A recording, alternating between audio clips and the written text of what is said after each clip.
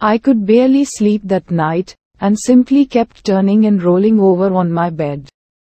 I couldn't stop staring at the beautiful ring that adorned my finger, and couldn't forget the wonderful taste of his lips on mine. The smile on my face refused to leave, and I was so happy but also confused. Happy because I had seen how nice a human being he was and would get the chance to share the rest of my life with him. And confused because I didn't know why he wanted to marry me. After all, I was still a guy. It was true that I had the physique of a woman, but still had my manhood. Why did a guy like Manish want to marry someone like me? And given the fact that my father had cheated him, why was he doing this? I didn't have an answer to any of these questions, and there was only one person who could answer it, Manish. I would have to ask him the answers to all my questions. It was just these thoughts playing out on repeat inside my head, until I fell asleep. It was pretty when I woke up the next morning. Most of the rules that were enforced during my training became redundant now. Because my training was over, which meant that I was now an expert in all the household works, and was capable enough to take care of the entire household single-handed. I had grown very close to Mrs. Sharma, who became like a mother figure for me. I went into my washroom to do my morning things. When I saw the ring on my left hand, everything that happened yesterday came flooding back and the sly smile crept back into my face. I came down in my pajamas, since no rules applied now, as I was pampered like a daughter by Mrs. Sharma. She happily greeted me, "Good morning," as soon as she saw me, and headed into the kitchen to get me a coffee. I went up to the dining table and sat down when she came back. "What's the matter, dear? You are all smiles today?" she asked, looking at my overjoyed face. I held up my left hand and showed her the ring. She couldn't believe her eyes. She became so happy. She hugged me tightly and kissed on my forehead and sat down next to me, asking me to narrate the entire sequence of events to her. I was more than happy to do that and started. A few days passed since Manish proposed me and I agreed to be his. But since that day, I never heard from Manish. I was sitting on the couch in the living room and watching television when Manish came up from behind and hugged me. He lifted me up from the sofa and spun me around, making me giggle like a little girl. He planted a swift kiss on my lips and sat me down on the sofa and sitting himself next to me. "So all the arrangements have been made. We'll be married exactly after 15 days from today," Manish said. I couldn't react to what I had just heard and just kept staring at him. He snapped his fingers in front of my face to bring me back to his attention. "What happened? Are you not happy?" he questioned. No, I'm really happy. But it's just that I need to know a few things from you to clear out the confusions in my head," I told him and looked at him for a response. He became a little more serious and nodded his head for me to ask my questions. I took a deep breath and started. "You are such a sweet and nice man, Manish. I really like spending time with you. And I am pretty sure I am deeply in love with you," I said and paused. His expression softened a little listening to my words and he nodded again for me to continue. "But why do you even want to marry me? I don't understand it. You do realize I am still a guy, right? And you said that my father cheated you and your company. Then why are you spending so much money on me and doing all of this for me?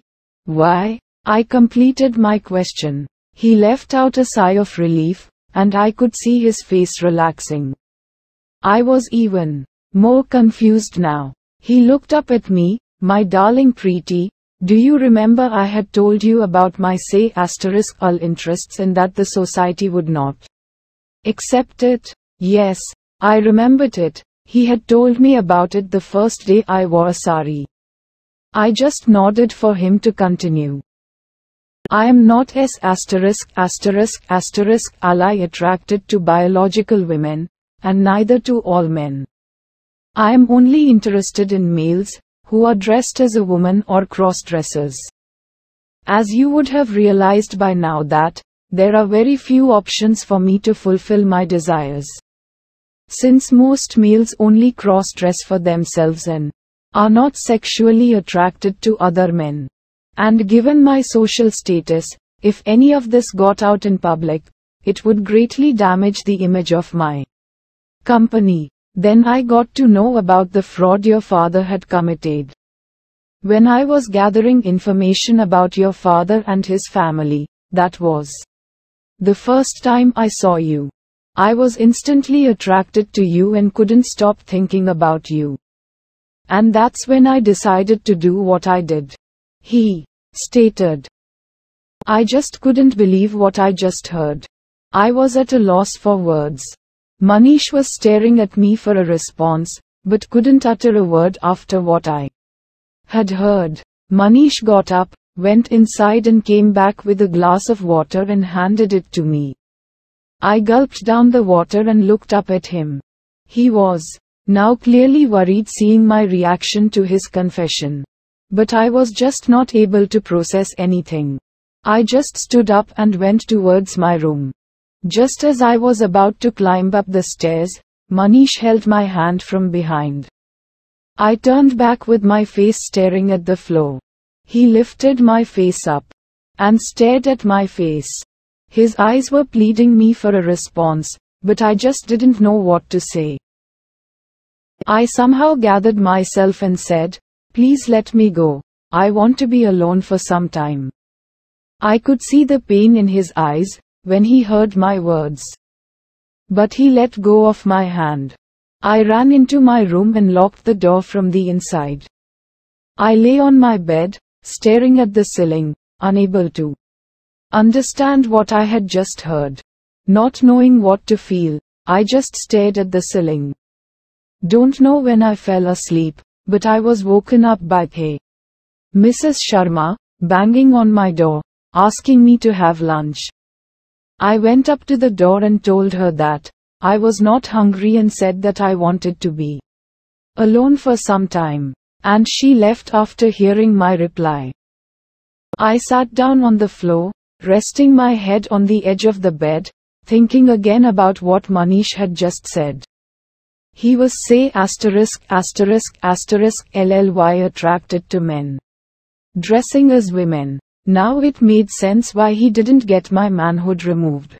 I kept thinking, what I would do now? And what could I do now? I couldn't go back to my parents. I didn't know if Manish would let, and even if he did, I didn't think my parents would even recognize me. So, that was not an option. I couldn't go out, join a job and lead an independent life. Because I didn't have any of my certificates.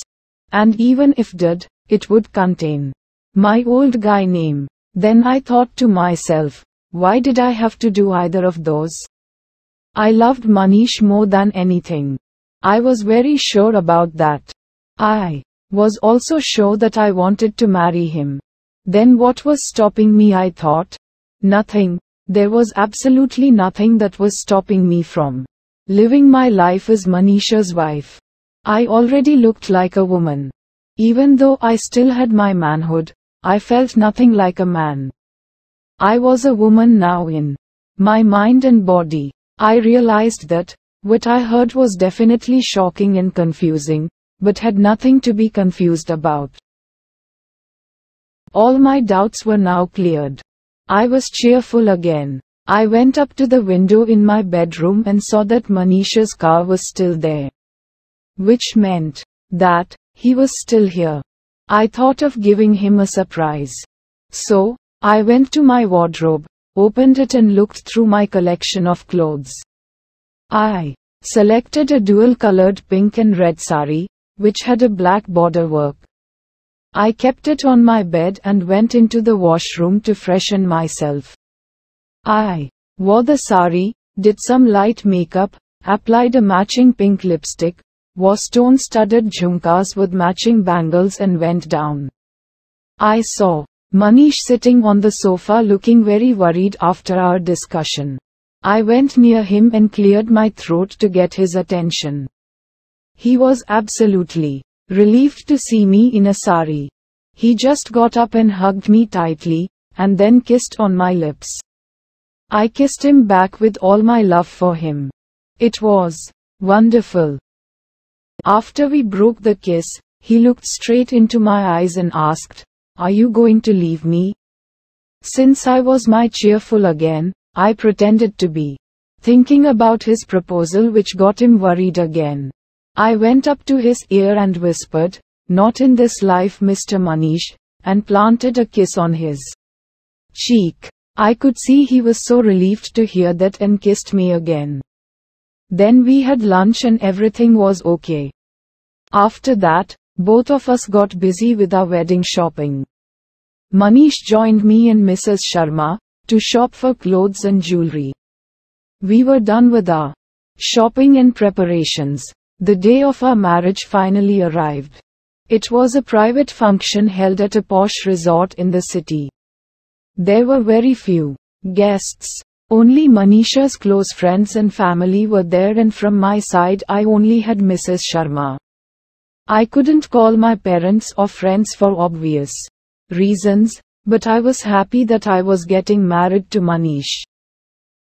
After the ceremony, we went back to the farmhouse where I was staying and we celebrated what was probably the best night of our lives and our first night of togetherness. The next day when we were leaving for my husband's house, I was actually sad that I would not be with Mrs. Sharma anymore. Because I had grown so close to her.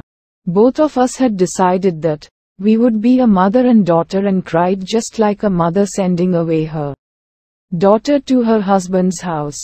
Since I was already trained by Mrs. Sharma in every household work, I had absolutely no issues in doing household works or taking care of my handsome husband in every way.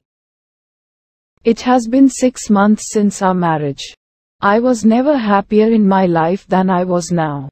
I was sitting on the couch with Manish and we were looking into each other's eyes, realizing the love we have for each other. I could feel his breath on my lips. They were trembling with joy, and then we kissed, at the end of which both of us were breathless. When the kiss broke, I bent my head and snuggled at his neck, inhaling his manly fragrance. He easily lifted me into his arms and took me to our bedroom, where the kissing and cuddling continued. He had fallen asleep, spooling me from behind, with one hand over my waist, and I was awake wondering how I ended up with such a wonderful man who loved me so dearly. Then I remembered that faithful day when I first saw him. A day I found a few things but also lost a few as well. I simply smiled at the memories and was very happy and contented with the cost of the mistake. The end.